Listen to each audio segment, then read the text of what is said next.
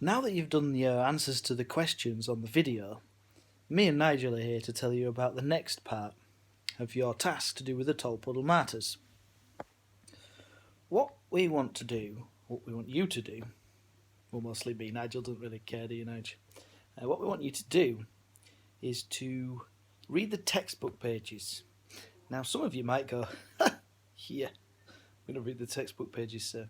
But you do need to read the textbook pages because you're going to create a representation of the story of the Tolpuddle Martyrs.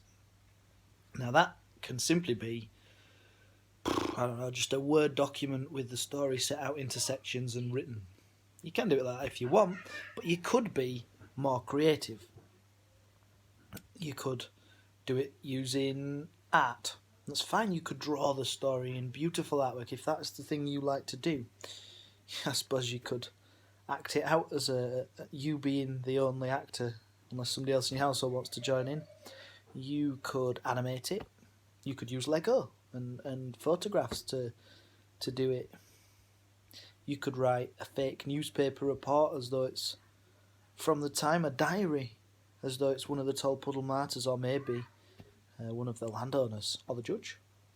You could do anything you like, but it needs to be in 3 parts.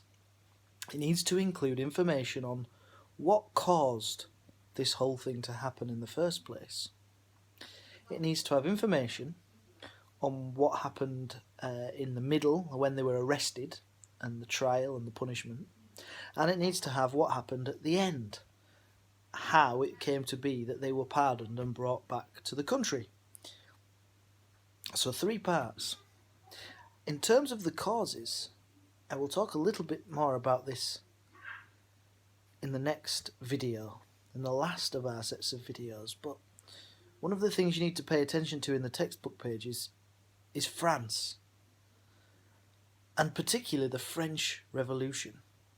Now, I'm not going to go in masses of detail here, but I do need you to be aware that in France, the working classes, and some of the middle classes, and actually some of the upper classes, but generally speaking, a lot of poor people all got angry at the same time.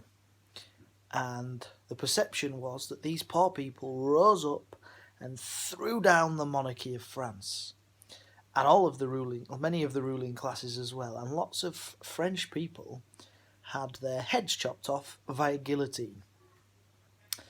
And understandably, the people in other European countries who were quite mean, or you could say oppressive, towards the poorer classes got a little bit worried, perhaps started to feel their necks a little bit like this, and thought, I'd quite like to stay attached to my head.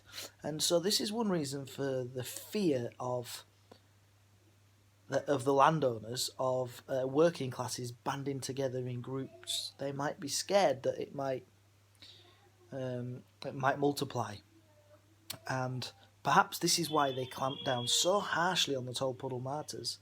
Oh, look, Annie's awake.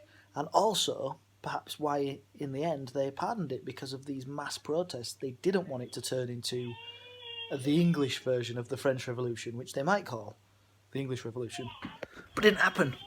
I'd better go get Annie. So that's what you got to do. Something creative. Ideally, you don't have to do something creative, but you need to show me the story in 3 parts. The start, the trials, the punishments. That's in one bit. So okay, I've got it in a video. And also, the ending and why the punishment was overturned. And there's Annie. Come on. So good luck.